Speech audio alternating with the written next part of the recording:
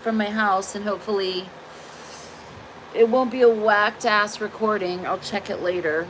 The cable guy was out the other day and fixed my cable, so that's good. So I'm going to read this chapter that I left off at from Man and His Symbols, Carl Jung. I will say it's not one of my favorite chapters that I've read, but in my experience, the second time I've read them, when I thought I didn't like them, I've enjoyed them. So we'll see if this happens again. But I didn't feel like I got a lot out of it. It's a short one. Let me see if I can find it. It's about art again, mostly modern art. Art fanatic. I like art, but I've never done a lot of art history or anything. Although when I took my humanities class in college, I got a little bit out of it. I understood the importance of arts as it relates to history and what's going on in the world. Okay, so this chapter is called Modern Painting as a Symbol. And I haven't been on for a while. I've had a lot of personal stuff I'm having to deal with. Well, my mom's home, and that's causing me to lose because she's unfortunately toxic, and I need to learn to have boundaries, even with my family, my mother.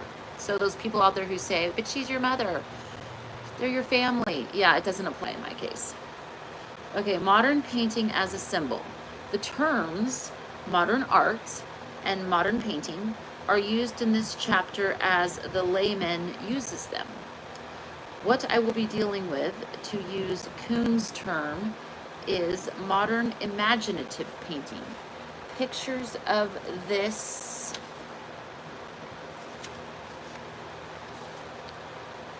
So then they show a picture of a sun wheel in a painting by modern Japanese artist Sofu Teshigahara, born in 1900, follows the tendency of many modern painters when using circular shapes to make them asymmetrical. And then it shows a picture of Limits of Understanding by Paul Klee, 1879 to 1940, 20th century painting in which the symbol of the circle retains a dominant position. Okay, so I left off saying pictures of this kind can be abstract, or rather non-figurative, but they need not always be so. There will be no attempt to distinguish among such various forms as Fauvism, Cubism, Expressionism, Futurism, Surrealism, Constructivism, and so on. Any specific allusivism or fit into one or other of these groups will be quite exceptional. And I am not concerned with an aesthetic differentiation of modern paintings, nor, above all, with artistic evaluation. Modern imaginative painting is here taken simply as a phenomenon of our time. That is the only way in which the question of its symbolic content can be justified and answered.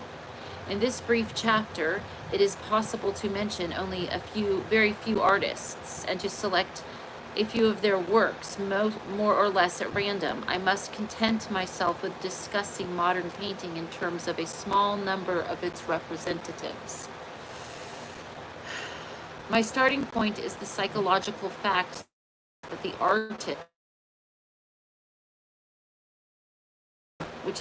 he's right about this. My starting point is the psychological fact that this little instrument and spokesman of the spirit of his age. His work can be only partly understood in terms of his personal psychology.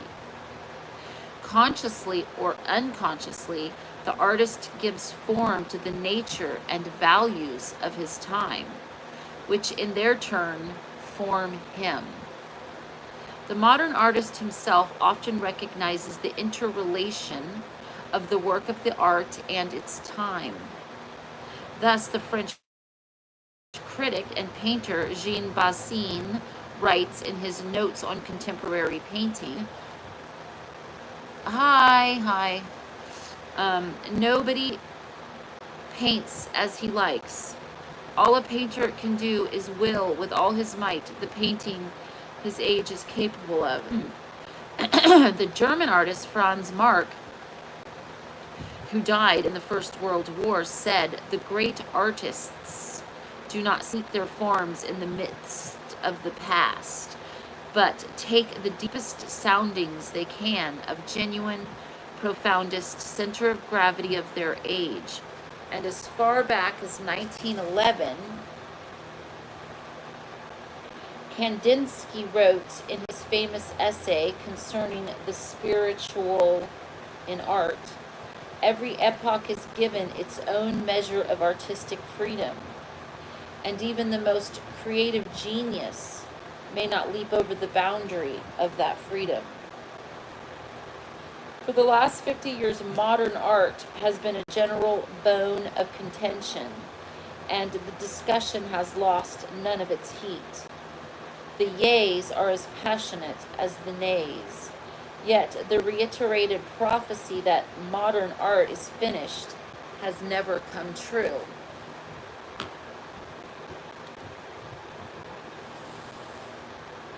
The new way of expression has been triumphant to an unimagined degree.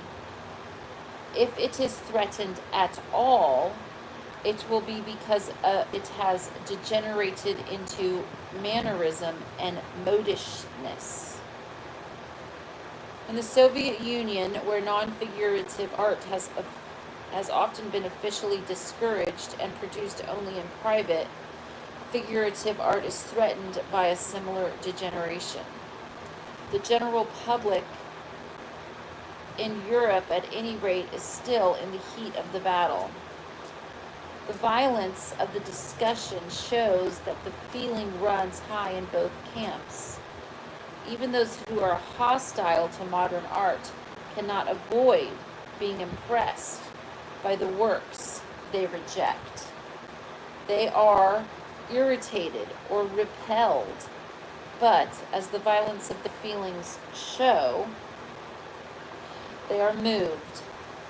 As a rule, the negative fascination is no less strong than the positive. The stream of visitors to exhibitions of modern art, wherever and whenever they take place, testifies to something more. He would be satisfied sooner. And the prices that are paid for works of modern art are a measure of the status conferred upon them by society. Fascination arises when the unconscious has been moved. Works of modern art cannot be explained entirely by their visible form. To the eye trained in works of non-figurative art remind or gives the spectator of his own world. Art. They are new and nothing is non. No, because it's true. Nothing figures objects in their own everyday surroundings. No human being or animal that speaks a familiar language. There is no welcome, no visible accord in the cosmos created by the artist. And yet, without any question, there is a human bond. It may be even more intense than in works of sensory art, which make a direct appeal to feeling and empathy. It is the aim of the modern artist to give expression to his inner vision of man, to the spiritual background. Isn't that cute? That boy just slyly put his head on my lap, didn't you? Just slithered your way over. Don't lick me. He got into something nasty the other day. I don't want him licking me. There is no welcome. Let's see. It may be even more intense than in works of sensory art, which make a direct appeal to feeling and empathy. It is the aim of the modern artist to give expression to his inner vision of man, to the spiritual background of life and the world, the spiritual background. The modern work of art has abandoned not only the realm of the concrete, natural, sensuous world, but also that of the individual. It has become highly collective, and therefore, even in the abbreviation of pictorial hieroglyph, touches not only the few, but the many. What remains individual is the manner of representation, the style, and the quality of modern work of art. It is often difficult for the layman, me, to recognize whether the artist's intentions are genuine and his expressions spontaneous, neither imitated nor aimed at effects. Cases, he must accustom himself to new kinds of line and color.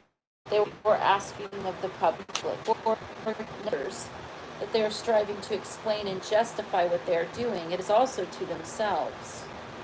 For the most part, these manifestos are artistic confessions of faith, poetic and often confused or self-contradictory attempts to give clarity to the strange outcome of today's artistic activities. What really matters, of course, is, and always has been, the direct encounter with the work of art. Yet for the psychologist who is concerned with the symbolic content of modern art, the study of these writings is more instructive.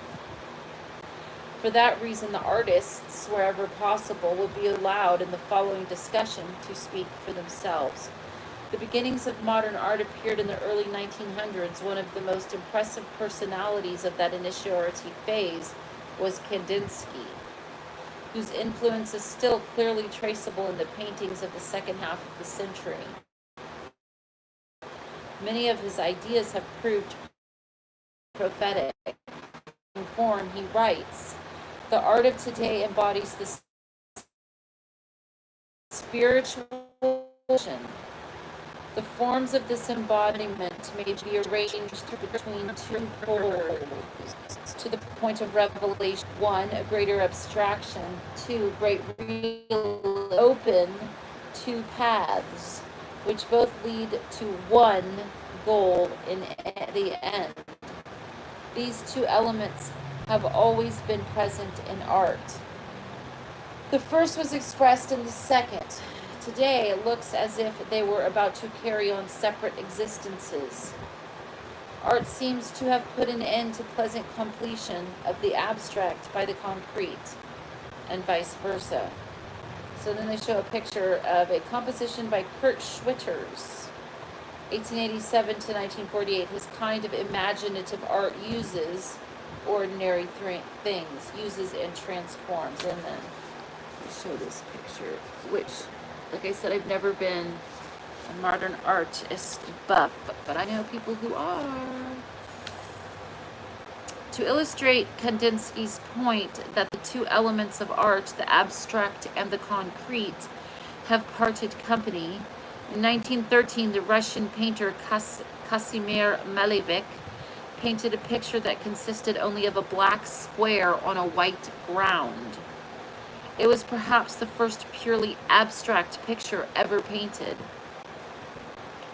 He wrote of it, "In my desperate struggle to liberate art from the ballast of the world of objects, I took refuge in the form of the square." A year later, the French painter Marcel Duchamp set up an object chosen at random, a bottle rack, on a pedestal and exhibited it. Jean Bassin wrote of it, "This bottle rack, torn from its utilitarian context and washed up on the beach, has been invested with the lonely dignity of the derelict." Interesting. good for nothing, there to be used, ready for anything. It is alive.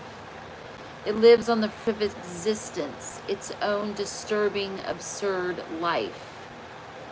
The disturbing object that is the first step to art. The disturbing object. In its weird dignity and abandonment, the object was immeasurably exalted and given significance that can only be called magical. Hence, its disturbing, absurd life. It became an idol, and at the same time an object of mockery. Its intrinsic reality was annihilated. Both Malévic's square and Duchamp's bottle rack were symbolic gestures that had nothing to do with art in the strict sense of the word, yet they mark the two extremes, great abstraction and great realism, between which the imaginative art of the succeeding decades may be aligned and understood. From the psychological standpoint, the two gestures toward the naked object, matter, and the naked non-object, spirit, point to a collective psychic rift that created its symbolic expression in the years before the catastrophe of the First World War. This rift had first appeared in the Renaissance, when it became manifest as a conflict between knowledge and faith.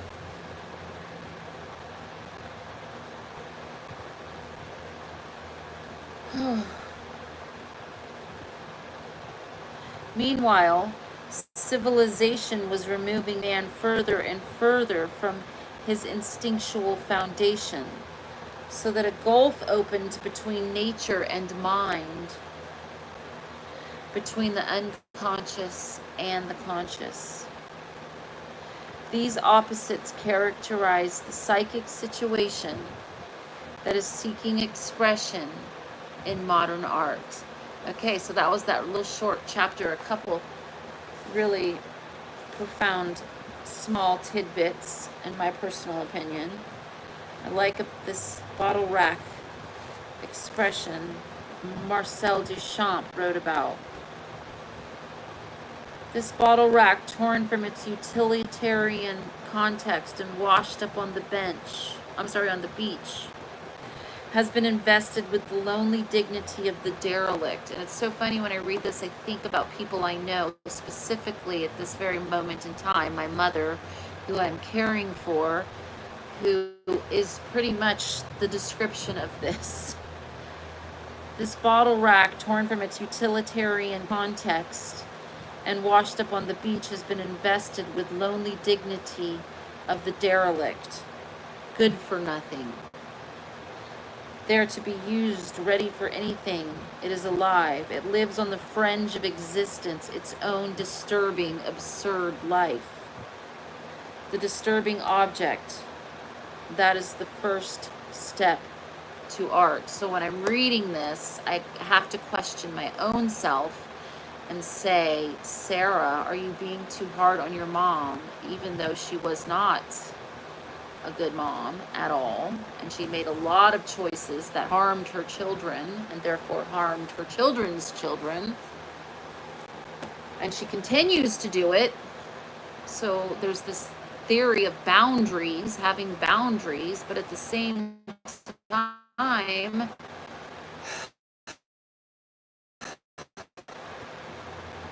but I can't allow my kind heart myself to continue